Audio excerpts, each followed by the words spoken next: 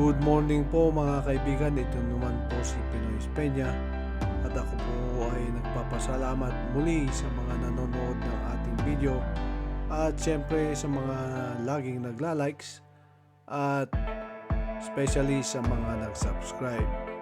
Salamat po muli.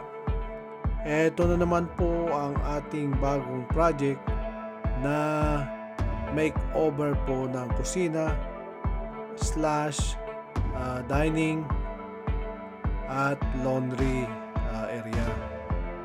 Ipapakita muna natin itong lugar at yung space at kung paano ba natin ayusin itong lugar na to. At kung makikita nyo po ay medyo maayos naman po yung lugar. Kaya lang kailangan na po i-upgrade yung mga cabinets or kitchen cabinet po at syempre yung flooring. At syempre po ang lagi po nating ginagawa ay tayo po ay naglalatag ng mga papel o kaya naglalagay tayo ng mga tape sa area na ayaw nating manuhan. At kahapon din po ay inalis na po yung nanditong wood o kaya yung kahoy na flooring. At inalis na rin yung ibang kasangkapan at yung appliances na nandito at yung mga cabinet o kaya yung mga shelves ng cabinet doon sa pantry.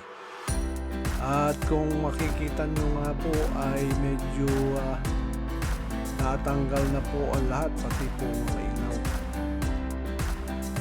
At agad-agad naman pong isinod-nod yung mga dingding at inalis yung mga drywall na iba.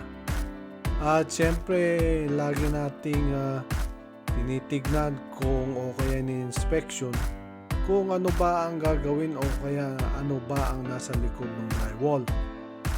Katulad po itong lugar na ito ay may kahulugan po na may leak ang tubig.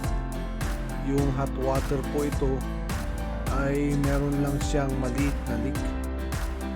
At syempre yan po ang ating lalagay sa ating mga listahan para naman po hindi makalimutan. At syempre po hindi lang po yung plumbing ang ating in-inspection. At kung makikita nyo naman yung ating mga wiring ay medyo luma na rin. At yung mga beam na yan, atin pong ini-inspection yan para naman po mailagay sa listahan kung ano ba ang dapat na ordering gamit.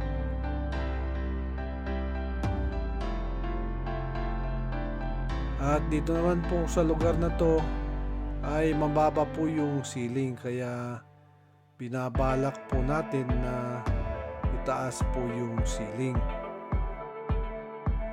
At kung mapapansin nyo po ay wala na rin po yung lumang kitchen cabinet.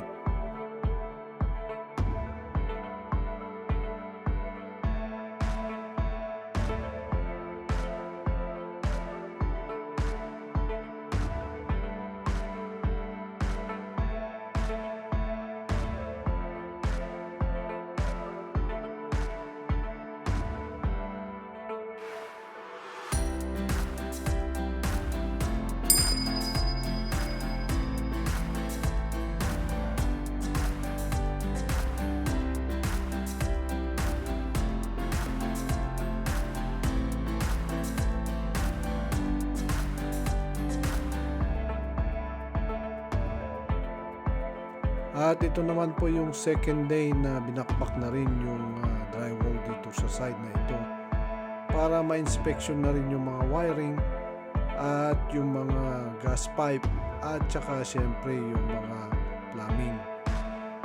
At kung makikita nyo nga rito na medyo mababa po yung ceiling niya po, kaya medyo ipaplano po ito kung po pwede bang itaas yung ceiling para naman medyo lumawag pag natapos po ito, parang maluwag po ang tsura.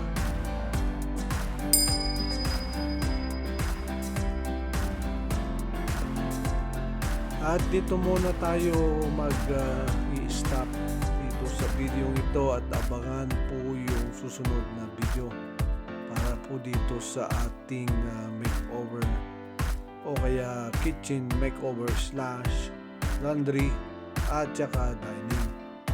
Ito po ay medyo mahaba pong gawain ito o kaya project. Pero abangan po at ako po ay nagpapasalamat sa inyo na lagi kayong nandyan nanonood sa ating video.